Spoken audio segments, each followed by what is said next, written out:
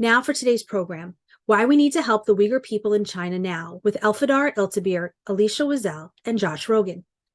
Today's Zoominar is the first of 4 programs in our new partnership with the WNET Group's reporting initiative, Exploring Hate, Anti-Semitism, Racism, and Extremism. Exploring Hate investigates the roots and rise of hate here and around the world, and their content appears on all of WNET's local and national broadcasts and across their digital platforms. The WNET Group is home to 13, America's flagship PBS station in New York City. To find out more about Exploring Hate, please visit pbs.org/exploringhate. And to learn more about Moment Magazine, visit momentmag.com.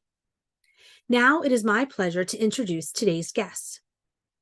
Elfidar Iltebir was born in Urumqi, East Turkestan, and grew up in Istanbul, Turkey, until migrating to the United States in 2000. She received a BA in marketing from George Mason University and has over 20 years of marketing and project management experience. She has also taught the Uyghur language to U.S. government employees. As the daughter of a prominent Uyghur writer and journalist, Elfidar is an active member of the Uyghur community and an outspoken human rights activist. In the last 3 years, she served as the Secretary General of the Uyghur American Association. With her excellent performance for the community and creative approaches to raise awareness projects, she was elected as the president of UAA in May 2022. Elfidar, who is fluent in English, Uyghur, and Turkish, is focusing on university tours and faith house tours to raise awareness about the Uyghur genocide. Elisha Wiesel is a recovering Wall Street executive, retiring in 2019 from a 25-year financial markets career at Goldman Sachs. In 2020, he served as one of the lead technologists in Mike Bloomberg's presidential campaign. Elisha became philanthropically active through his board service with Good Shepherd Services, where he has raised millions of dollars for New York's neediest. When his father, Elie, passed, Elisha realized how many others missed his voice. And so, when opportunities for impact arise, Elisha shares his father's message and continues his legacy by standing up for persecuted communities. In the last few years, Elisha has spoken at the United States Holocaust Memorial Museum about the need to protect the LGBTQ community, shone a light while speaking at Auschwitz on the plight of the Syrian refugees being denied Western asylum, written for the Financial Times about the urgency of upholding DACA, organized a Washington, D.C. rally against anti-Semitism, including anti-Zionism, spoken at the United Nations about the persecution of the Uyghurs, and has taken his son to peacefully march for Black lives. Elisha is currently starting a hedge fund, rebooting the Elie Wiesel Foundation, and chairing an Israeli startup in the fintech space. Josh Rogin is a columnist for the Global Opinion section of the Washington Post. He is also the author of Chaos Under Heaven, Trump, Xi, and the Battle for the 21st Century. Previously, Josh has covered foreign policy and national security for Bloomberg View, Newsweek, The Daily Beast, Foreign Policy Magazine, and Congressional Quarterly, among others. His work has been featured on outlets including CNN, NBC, ABC, CBS, Fox, NBC, MSNBC, NPR, and many more.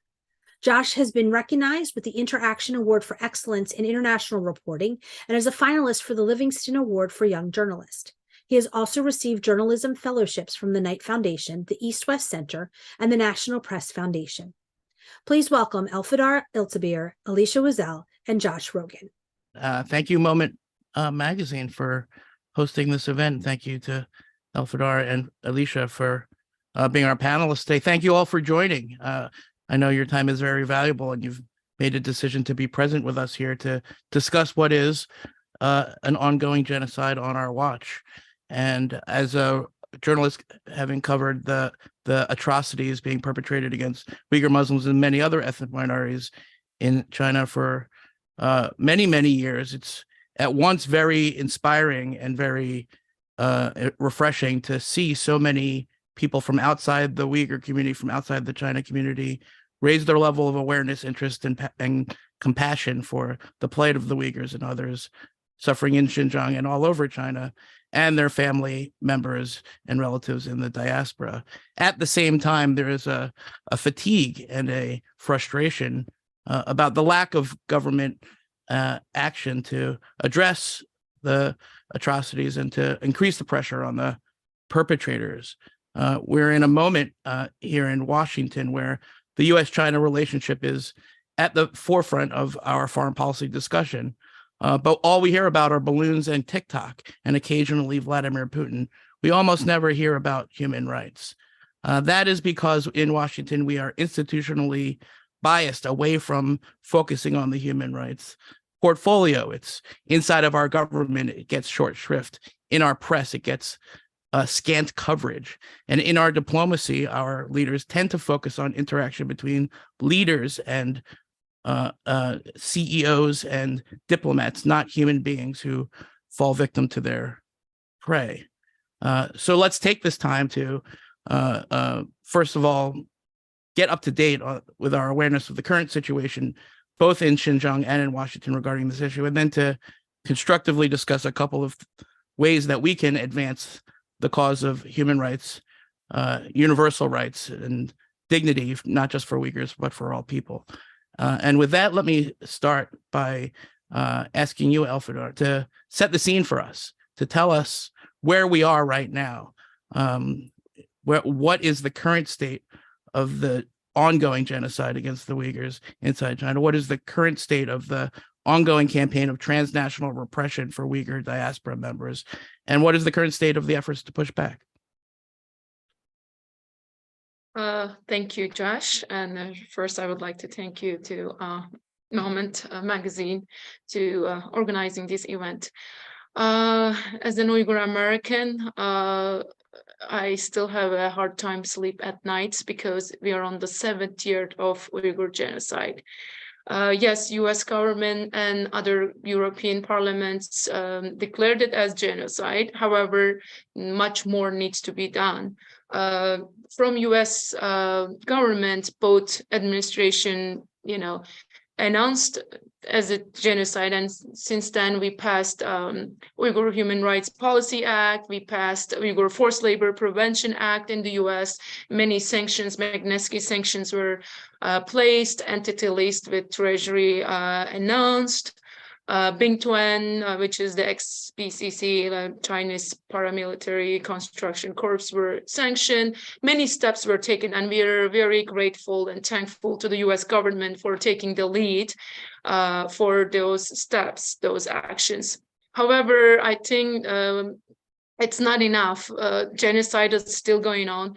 Uyghurs in those concentration camps are still facing political indoctrination, rape, sterilization, torture. Having a family members, loved ones in those camps, and hearing those stories from the testimonies of the camp survivors. And then still this is going on, and organ harvesting is another aspect of this. And it's not easy, that we need to work harder. We need to work tirelessly to stop this genocide. So far, we are happy, but at the same time, China is still enjoying impunity at the UN. Nothing much has done except that Bachelet reports last year. It concludes as the crimes against humanity. However, next step hasn't been taken. A real resolution hasn't been introduced. China needs to be held accountable. Still, that hasn't been done. So we need more. Just one example of disappointment is when our President Biden handshake Xi Jinping and smiled on that photos. It kind of break our heart. Broken, basically, like we are calling that country to declare like holding a genocide, and then we're holding that hands and shaking that hands and smiling. That kind of contradicts what US is doing. Therefore, I think we're going to talk about more, but this is what's going on, and basically we need to do more.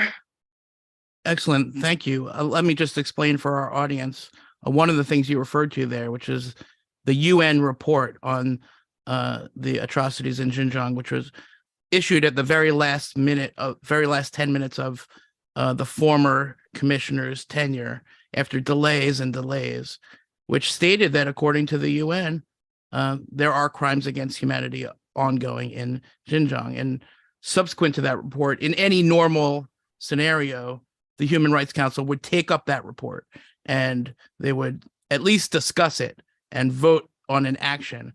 But in this case, the UN Human Rights Council voted down even discussing this issue. In other words, they refused to even debate the Uyghur genocide, the Uyghur atrocities at the UN Human Rights Council. Elisha, in that environment, in 2023, where we're facing an international, multinational system that just refuses, for a lot of reasons that we can get into, to even contemplate what's going on in Xinjiang, what do we do? How to start with some, if you can, some framing of the international human rights scene as you see it, and how, what are some ways that we might be able to overcome what seems to be inertia and neglect at the international level? Wow, the UN Human Rights Commission, what an amazing place. I mean, I don't think that they can take a break in their very busy schedule of attacking Israel 24/7 to possibly think about superpowers who might be doing something wrong that are worthy of criticism. That's unfortunately the UN structure that's been built. I want to start, first of all, by wishing Elfidar a Ramadan Mubarak. I hope it's a meaningful month for you. And thank you for your words. And Josh, thank you for hosting. And Moment Magazine, you're the Moment Magazine issue from last year that really highlighted the Uyghur genocide and put it into very stark terms for Jewish Americans, I thought was an incredible piece of journalism and really delivered an excellent message for all of us that we need to pay attention. And the sustained focus you brought to the topic leaves me feeling very grateful. So thank you, Moment Magazine. Josh, to answer your question, like, what do we do? I think it all starts with hearing the message. We're about to embark, those of us who are Jewish Americans are about to embark into the Passover or Pesach holiday, where we are going to tell the story of our exodus. And it starts with the tale of our suffering. We don't really describe our liberty until we start to describe what it felt like to be enslaved. And for me, the journey into the Uyghur story begins with hearing eyewitnesses. It begins with hearing Gulbahar Haitawaji, whose book is now out in English and available on Amazon, and reading that. It's reading Nuri Turkel's work about everything that he and his family experienced. It's listening to the testimony of the survivors that we heard at the House Select Committee on the Chinese Communist Party just last week, as we had over 2 hours of painful, brutal testimony, listening to what is happening behind the darkness of the Chinese Communist Party's wall. And I think that the more that one hears the story, the more one finds the strength to do something. I think as long as it remains abstract, as long as all we're hearing is somewhere crimes against humanity are occurring, you know what? There are so many things that compete for our attention, so many things competing for our interest. I can't blame us. How can you invest the energy, that next 5 minutes to go research it, that next 20 minutes to think about the sneakers on your feet and where are they actually coming from? So to me, any journey down this road starts with listening to the eyewitnesses, since we can't be there ourselves. Excellent. And I want to get to some of the corporate responsibility issues in a second. But before I do that, let me stay with you, Elisha, for a moment, because you had your own journey towards this issue, which you just sort of referred to. And at that committee hearing last week on the Select Committee on the Chinese Communist Party, you gave an opening address, a powerful one, in fact, where you used the word genocide. And I know that, as the head of the Elie Wiesel Foundation, you don't use that word lightly. And I happen to know that you spend a lot of time and effort to do the research and climb that information hill before you decided to use that word. Can you tell us about how you got to that word and why you decided to make that statement and what that should mean to the rest of us? Look, unfortunately, the Jewish people throughout our history, we've had moments where it's assimilate or die. And one listens to the stories that one reads and hears, direct eyewitness testimony, not third hand, listening to the survivors themselves speak about what they are experiencing. The idea that Chinese nationals are put into one's home to enforce that, one is not avoiding pig.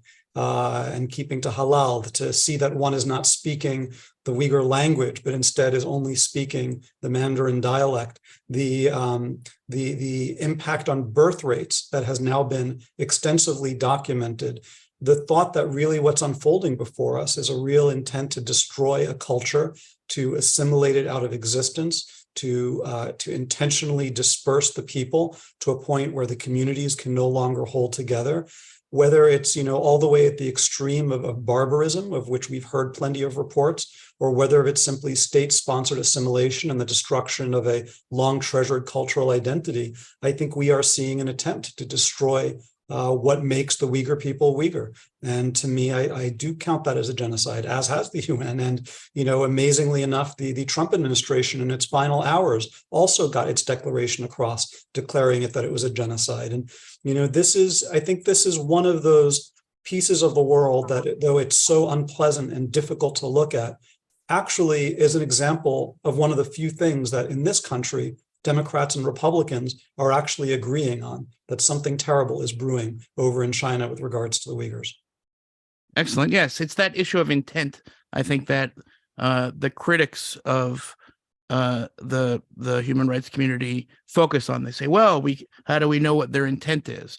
But as you rightly point out, Elisha, the intent is driven by inferred from the evidence. And you could add to that mass forced sterilization, mass displacement of Uyghur children, and mass resettlement of Uyghur children, akin to what Putin is doing in Ukraine, but actually on a larger scale, mass forced abortion.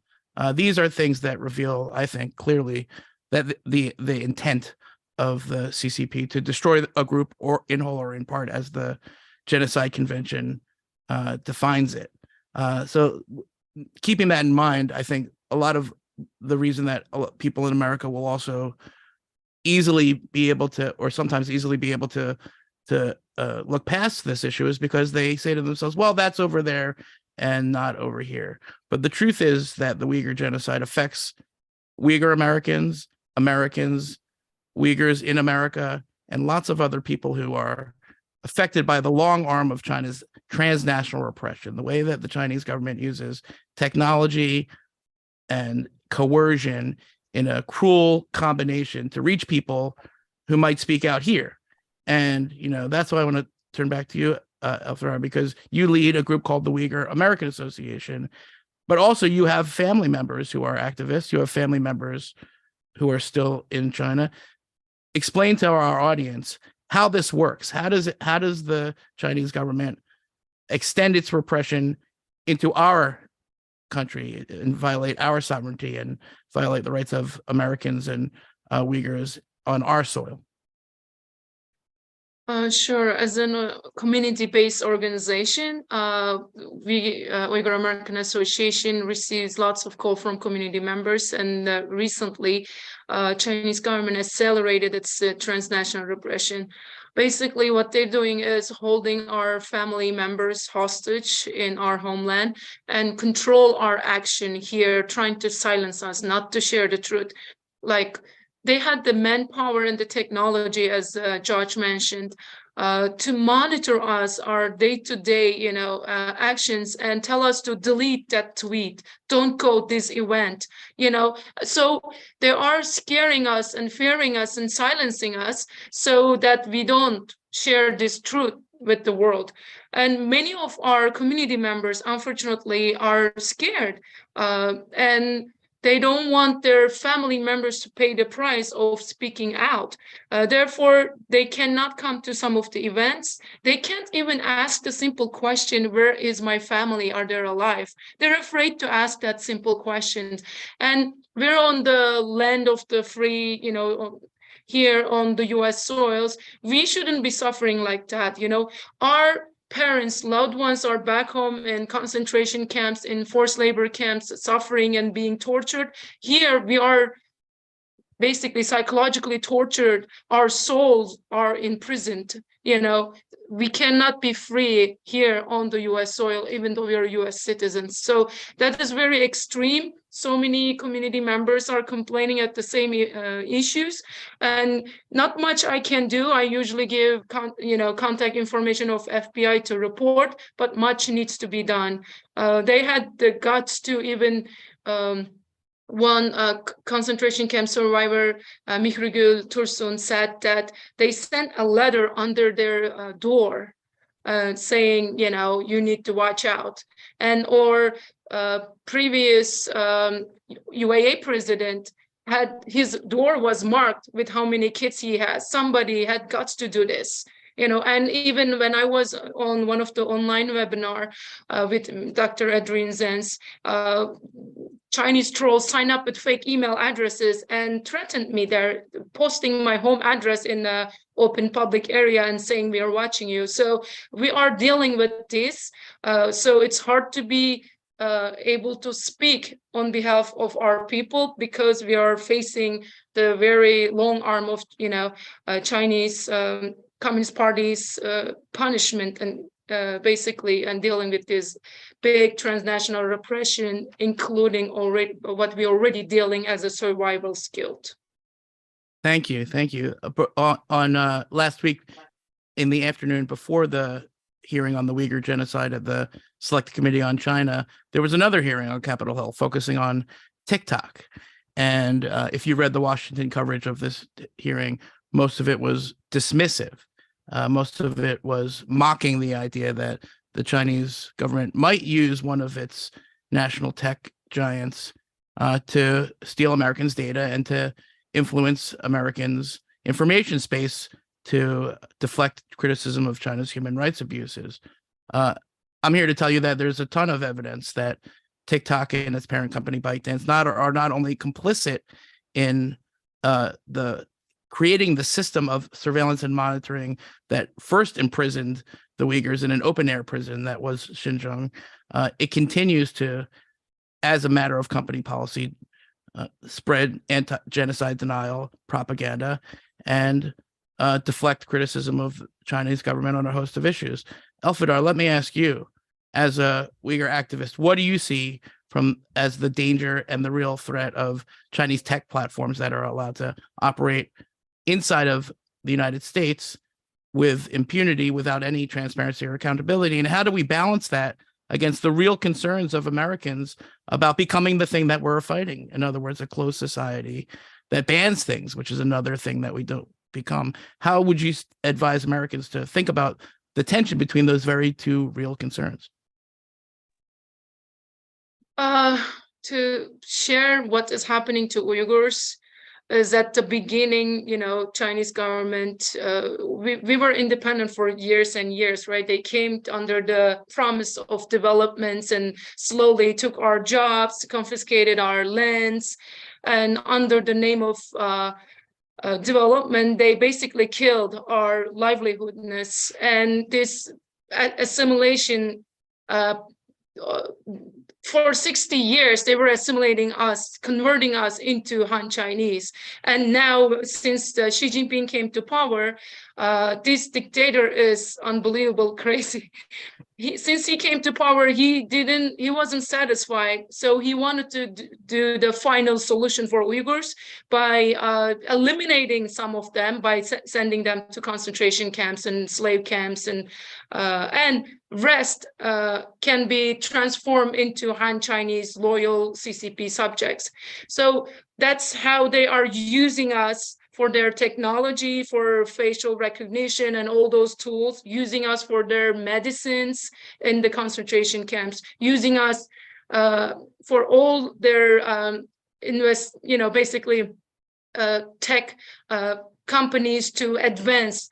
That's how it is in China. So they are now telling the world that with this system, they are still number 2 economically top superpower in the world. So it works. And they're trying to sell these ideas to other countries.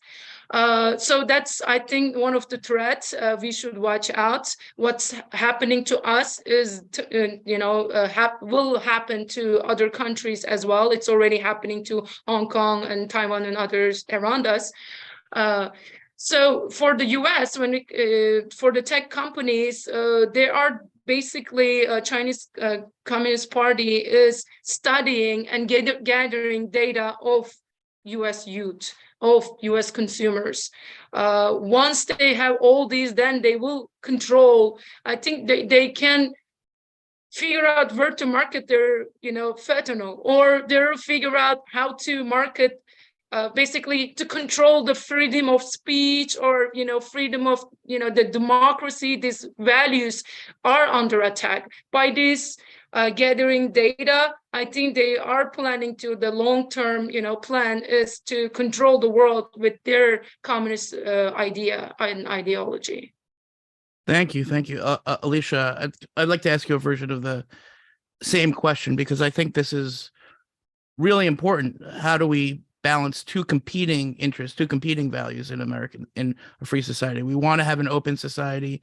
We want to have freedom of speech and communication. At the same time, we have to acknowledge that there are bad actors in the world seeking to abuse that openness. And so what do we do? Do we ban TikTok? Do we put in rules for all the social media apps that increase our own rights for privacy? Do we make a special exception for companies that work on behalf of genocidal regimes? What are your thoughts on how to approach this? So first of all, I'd say that there's an interesting cultural divide. I mean, there are definitely different opinions. I have a friend who was a colleague of mine at Goldman. We saw each other a year or so ago at a reunion. And he was describing to me, he spends a lot of time in China. And we were talking about this very issue. And he's like, you know what? Like, there's a part of it where Americans, with all of our liberal values, aren't seeing some of the real value that comes from having technology prevalent in the criminal justice system. He said, he gave an example. He had dropped his son off at college, at a nice, Ivy League college, and walking home, got jumped by a bunch of guys with a gun, and went to the police station to file the report.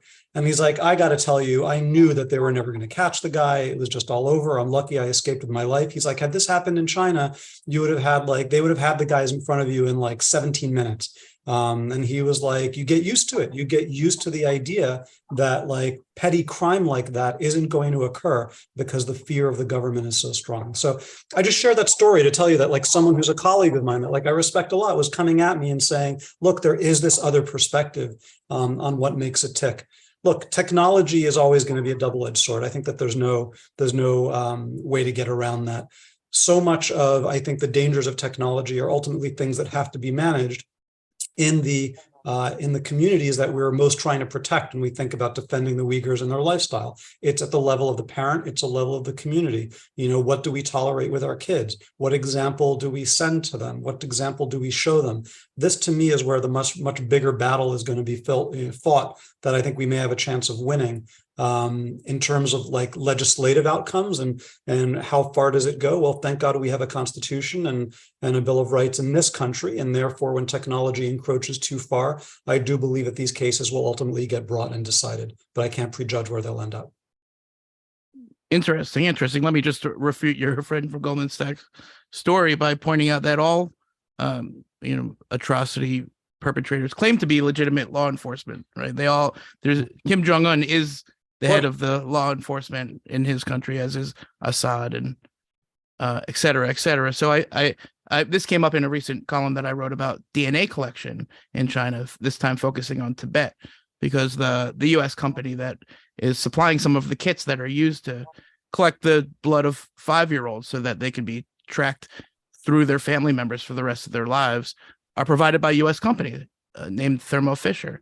And this was exactly that company's defense, which is that, hey, I bet there are some ancillary law enforcement benefits to providing this technology. So I think, let me stay with you, Elisha, then to press the issue a little bit and to ask you directly, what is the responsibility of these corporations to, if they can't stop the atrocities, at least make sure that Americans and American investors aren't complicit in them? Let's remember that ByteDance is biggest investors are Japanese firm SoftBank, KKR, an American firm, and Sequoia, which is, I don't know if that's a Chinese firm or an American firm at this point, but It's American. no, I mean, I'm making a rhetorical argument that I'm not sure that's the case anymore. But anyway, regardless, the fact is that a lot of these atrocities could not be perpetrated by these companies had they not enjoyed years and years of support and continue to enjoy the support of BlackRock, Blackstone, JP Morgan, all of them, Ernst & Young, Bloomberg, Barclays, FTSE Russell, the whole financial service industry. Josh, look how many U.S. corporations kept operating in Nazi Germany, well into the 30s, right? And the early 40s, when it was already known, how things were shaping up and what was going on. It's very hard to divorce a corporation from a profit. That's it's antithetical to their existence, but that has to change. Obviously, that's not right. And when you think about these corporations who are creating the software and hardware needed to specifically do Uyghur facial recognition, and they market themselves to police forces as being able to spot the Muslim with the beard, that's a real problem because it's being marketed as a use case. They are knowingly pandering to an audience and hoping to profit off of an audience that they know is using it with ill intention. So that's absolutely a problem. And I think that we are, it is incumbent on us to think about which companies do we fund, through our activities as a consumer, as an investor. So the short answer is yes. I think we have to pay attention to that.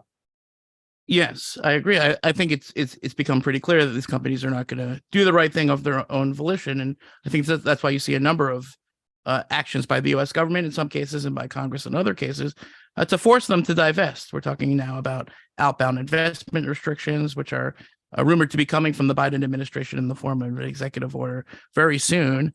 We're also talking about legislation like the Uyghur Forced Labor Prevention Act, which mandates that companies prove that their Xinjiang sourced items are forced labor free, or they can't import them.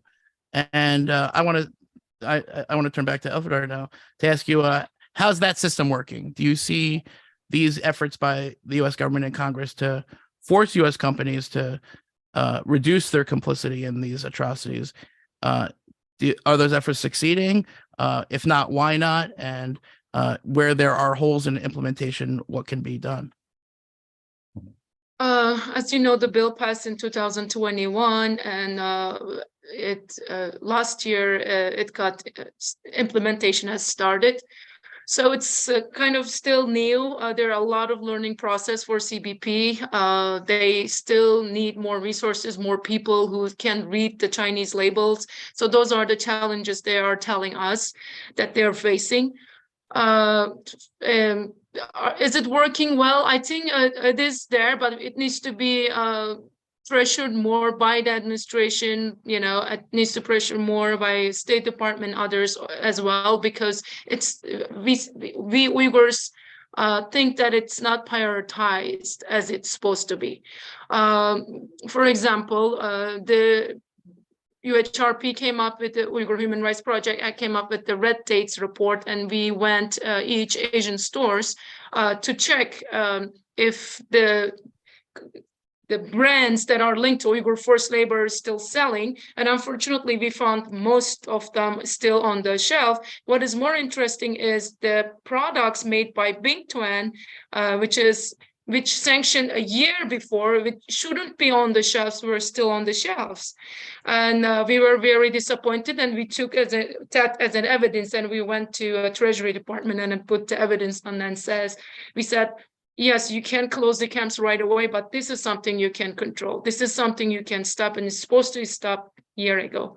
So they investigated, and after that, CBP posted that they seized tons of shipments of red dates that were Bingtuan product, and they stopped. So it is working somehow, but we have to interfere all the time, and we have to pressure all the time. Otherwise, I think there are a lot of gaps and loops, like the minutes project. If it's, for example, shipments is less than $800, they can still ship. So there are a lot of small rules that allows those Chinese companies or delivering companies or those companies who are linked to Chinese companies still bringing the forced labor linked products into US. What needs to be done, as I said, there should be further sanctions. There should be, the entity list is so small, it needs to be expanded. CBP has to, now they have the financial resources, we believe, and needs to hire more people and prioritize this, because we don't want innocent Americans to be complicit in forced labor product, unknowingly buying those products that is made with blood and tears of Uyghur people. Elisha, did you have your hand raised? I did. I mean, I'm just listening to everything that Elfidar is saying, and I'm thinking about your comments earlier on TikTok and the access that, a Chinese national tech company effectively has, the incredible corridor that they've built into the minds of our young Americans here. And the thing that's on my mind is, I feel like we're as we think about this, it's almost just listening to, I feel like we're playing a lot of defense. How are we going to protect Americans from having the wrong impression? And how are we going to activate our American population to think about this the right way and protect them from the campaign that's been unleashed by the CCP? But I think a lot about, what does it take to go on the offensive here in terms of the battle for ideas and the battle for the popular imagination? There was a lovely young woman who visited our family home, back over winter break. And she was a Chinese national. Her parents were Chinese nationals. She couldn't have been a nicer, smarter, more amazing kid. Like, blew me away with just how unbelievable they were. But when the topic of the Uyghurs came up, the response was, "What do you mean? It's a bunch of terrorists, and thank God, my government's taking care of it." And it just strikes me, American media is like, and our entertainment industry is the darling of the world. Everybody consumes American media. Everybody consumes American entertainment. It doesn't take that much of a pivot or that much of a move for us to put the truth a bit more squarely in focus. And then you have, a billion young people, getting those impressions and saying, hey, maybe there is something that isn't quite right.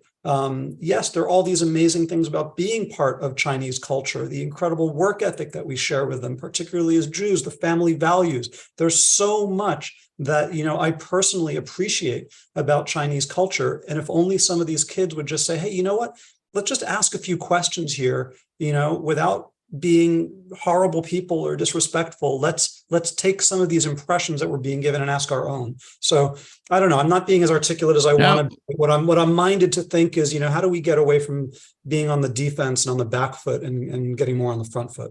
Elisha, I think that's a really interesting set of points, and I have a couple of quick reactions. One is that, it's really important as we talk about this to separate, as you're doing very rightly, to separate the Chinese people from the Chinese Communist Party. It's not as if they're responsible for the actions of their government. It's not as if they even have a choice in their government.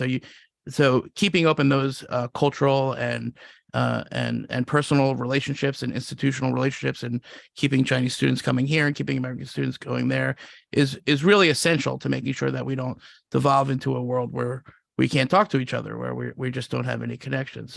But when it comes to sort of influencing Chinese public opinion, I think that, in my experience anyway, that is was a valiant effort for a very long time. In fact, many of the foundations that sponsored civil society in China worked very hard on that for decades, in fact. But it failed, not because they didn't try, not because they didn't do the right thing, but because the Chinese government went in a different direction, and they've used that technology to control their own people's information environment. There's very little we can do about that. Now, there, at the original CCP hearing, there were Chinese activists who said we should crash the Great Firewall. That's one thing we could do. We could take $20 billion, which is a tiny fraction of what we're spending on the China challenge, and crash the Great Firewall and see what happens. I'm for that, actually. I think that's a great idea. Well, let me give you a what if. Let me give you just a quick. Yeah. I'm sorry, Josh. Josh, finish. Just to finish up, but the reason I think I at least in my writing, I focus on attitudes in free and open societies, because I think that's really what where we can actually make progress. And when it comes to Hollywood, everybody knows the story. They're corrupted by the lure of the Chinese market, and again, that's not something that we're going to be able to change their minds on. In other words, the fact that that the Chinese government controls its own information spaces is probably impossible to change in the near term, at least. So what we can do is not just focus on Americans, but also focus on other people around the world, because the Chinese propaganda machine is worldwide. It needs to be confronted worldwide. That I'll stop there. So you think the control of information is so strong that I'm just going to give you a what if Disney, rather than filming Mulan, in Xinjiang, Right. And trying to like dance around the fact that they're filming in Xinjiang.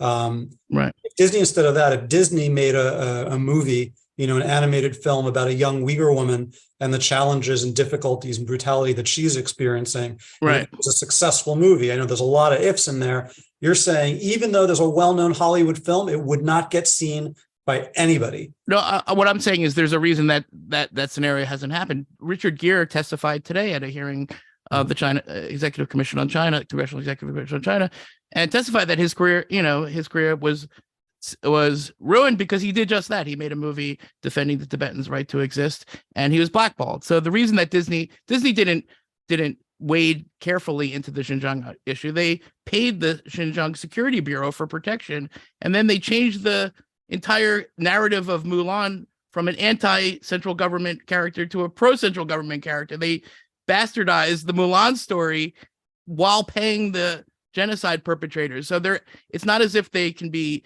convinced to do the right thing, because they are going out of their way to help the genocide perpetrators on purpose, because they know that's in their financial interest, and there'll never be a situation where it won't be in their financial interest until or unless they're completely cut out of China.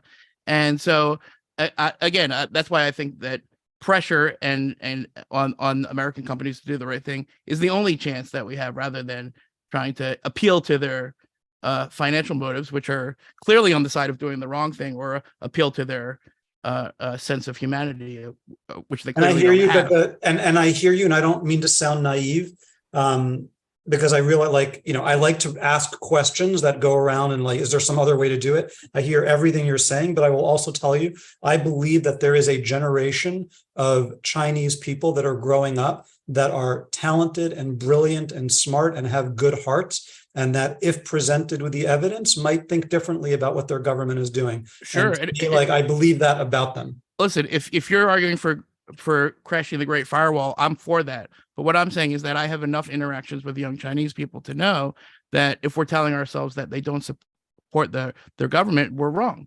Mm-hmm. And that actually the Chinese government is not fragile. The CCP is not teetering on the edge of collapse, as some in Washington would like to tell themselves. And they enjoy wide support for a lot of understandable reasons. One of them being the economic success of China, which is legitimate on its face, although it's based off of atrocities, but putting that aside. Secondly, because these people, young Chinese people, have been living in a totally controlled information environment their whole lives. It's not the same as the 90s, where a lot of other information seeped in. Right now, when I meet young Chinese academics and journalists and scholars, they never had a chance to, they're convinced. They're never not going to be convinced. That's not to say that we shouldn't try. I'm just saying, in a world of limited resources, we have to realize that our first priority is to change the minds of Americans and Europeans and people in Asia. And the magic of that is that their minds aren't really, they do get it when the awareness is raised. They always understand the importance and the impact and the responsibility to do something. They're just not aware of it. I think, what I keep confronting on the Uyghur issues, people really don't know the facts of what's going on. So I don't know. I'm not saying maybe it's a false choice. Maybe we can try to penetrate the Chinese media ecosphere at the same time, but they got a pretty good lock on it, Elisha. I don't know. I would, but yeah, go ahead, Elfidar. What do you think? I wanted to add, one of the reasons is because China is winning in the propaganda. They're spending millions of, money to their side of the story, and they're being successful. Honestly, as you said, we're playing defense. They're still, attacking and being the superpower. A second reason is any country in the world, when you committed a crime, you pay the price. But in China, your kids, your parents, your relatives, everybody pays the crime. So any smallest this content or like disagreement with the government is considered a crime. So they're just being silenced. Even Chinese are being silenced and not being heard. So I think some of the restrictions kind of limits their mind, and limits their activities and don't allow them to think more, widely. In the middle of my question and answer, an actual conversation broke out. So I don't want to step on that dynamic. I think we have to go back to Suzanne, though, don't we? Well, before we do that, Elisha, I did want to give you the chance. You had expressed the interest in asking us questions. So let's take a couple of minutes, and if you have anything that you wanted before we go. I do. My main question is a talkless question, right? So, because I struggle with this, all the time. What do we actually do? What are the concrete steps? How do we, is it that we write our Congress people, find out who's engaged in Congress and try to send them a letter? Is it, doing the presentation at the neighborhood school? Is it, researching what products we use and how potentially are they complicit in China? What are the resources? What are the practical things that, we can do to move this forward? Elfidar, that's a perfect question. Sure. I think the basic thing we can do is to raise awareness, share this, genocide, atrocities, crimes against, humanity. That's what's going on. I think still a lot of people are not aware of the degree, the severity of the genocide. They heard about genocide, but they don't know that people are being sold by piece for their organs. They don't know that those girls in those camps are being gang raped. They don't know their DNA and they're being tested for unknown medicine. Those are different aspects of it, I think, still not known by most Americans and most people. So raise awareness, create events just like this, or in synagogues and churches. We can come, we can bring the camp survivors, we can share more personal stories to shed light of this Uyghur genocide. And besides that, yes, currently there is still a lot of bills that we can write and ask our Congress members. For example, one of them is rescue the Uyghur refugees. Some of the camp survivors are in the third world countries like Pakistan or Kazakhstan or Turkey. We can bring those people into safe countries because those countries have still extradition treaties with China, so they can, deport those people. So if they're in safe countries, they can share more about what's going on in China and Uyghur genocide. So I'm not talking about big numbers. I'm talking about, countable, like bring those who are stuck in those countries, and also stop investing to companies that are basically financing the genocide. There are a lot of our retirement, plan is also investing some of the Chinese companies that are helping. Any companies do business in China need to work together with the Chinese government and Bingtuan, so that means they are complicit in Uyghur genocide. So we would allow them to exit, if not, stay away, not being complicit, and not to invest, basically divest China. What else? Now Tibet has a special envoy, special coordinator. I think we definitely need one special coordinator for Uyghurs, so that way someone can, handle and coordinate the international and national work for the Uyghurs. So I think those are the things I can think of now. Thank you. I would just note where do we get the information about being complicit? And so I just want to share, if you would like to write down, it's the endUighurForcedLabor.org. That is coalition of 13 steering committee members and 400 human rights, non-governmental, civil societies. They got together and built this coalition, and they are working against any forced labor. And they have the brands who are complicit. They have the companies and much more information if you need to go, in details. You can get information from there as well, and other Uyghur organizations. Thank you. And contact them. Very quickly before I go to Suzanne to field some audience questions, Elfidar, there's another thing we can do, which is to support the Uyghur diaspora. And we don't realize that there are real people suffering in America and other countries around the world who are also working hard to preserve the very culture and language and religious and customs of the Uyghur people who need help. They're desperate. They need help, and your organization sponsors. Go ahead, tell us Yes, about I wanted to mention, yes, because our language, our culture, our identity is banned already in China. We're trying to preserve and promote and advance overseas in the diaspora. So in the Washington, Maryland, and DC area, there's Ana Care School that is, for now, it's only on Sunday, teaching US-born kids, Uyghur kids, our language, our culture, our dance, our instruments. So that is very essential to preserve our culture, in the diaspora and continue to keep our identity. And there are, of course, under sourced and definitely need help and support those kind of organizations. Excellent. Thank you. Suzanne, what do we have from our audience? Yes, thank you all for that very, very important conversation.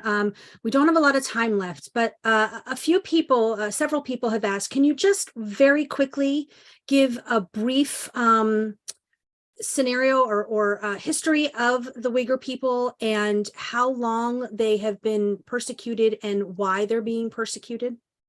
That seems like an Elfidar question. Quickly. Sure.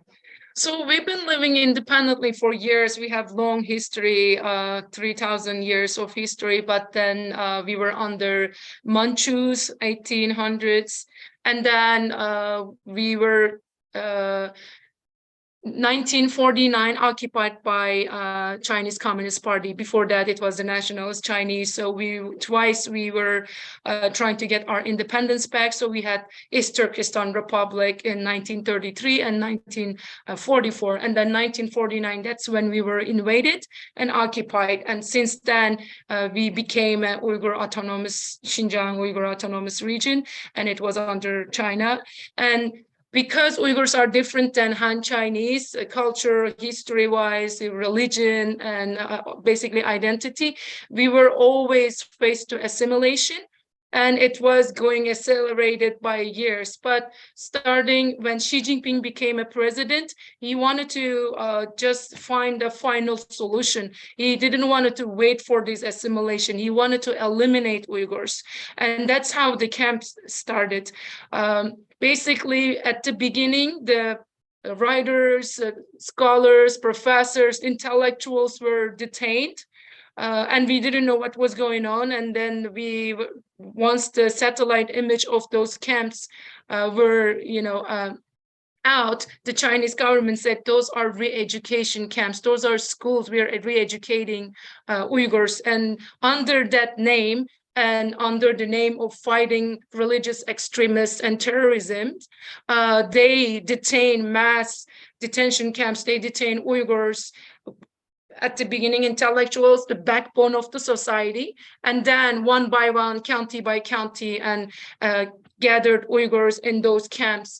And basically they wanted to eliminate 1/3 of the Uyghurs, and then the rest they wanted to convert them to Han Chinese by eliminate their language, eliminate their culture, and if you resist now, you face to torture, you face to rape, and there is also different ways that Raphael Lemkin said that coordination of different groups, right, like organization of different groups to do this, so they can do in basically every way, like sterilizing the Uyghur women and decreasing the population, and also transferring Uyghurs to inner China and bringing more Chinese migration to our region. That way they can dilute the population, and every way they can. And also the Uyghurs they're using them for the forced organ harvesting.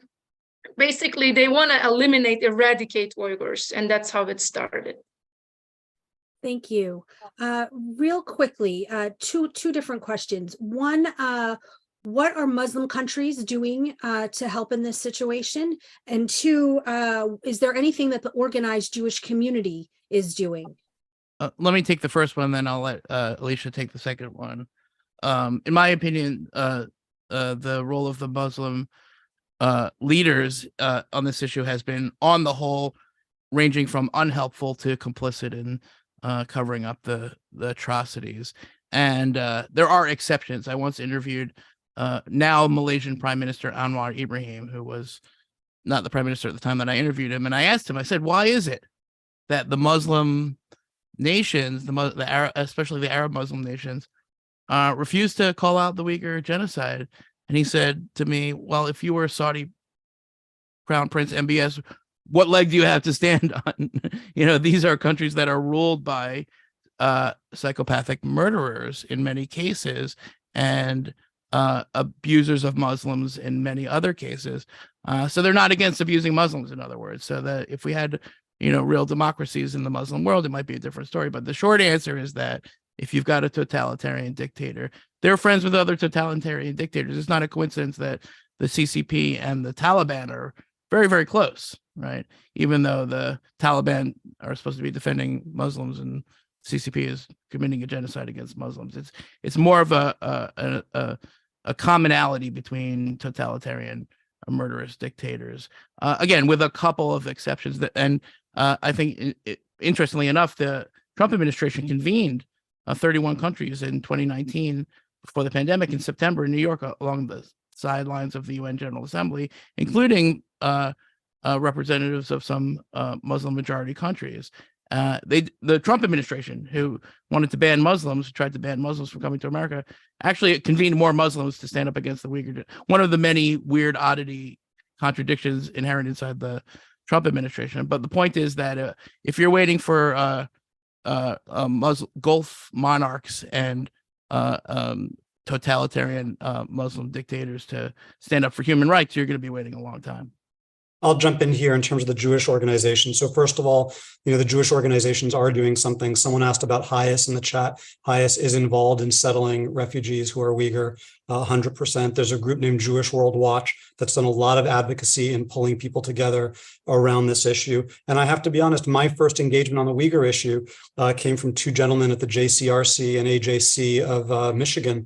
Rav Asher Lopatin and Michael Cooper are the first ones to have really started pulling me into this topic. So yes, I think awareness is building. The Jewish organizations are increasingly getting involved.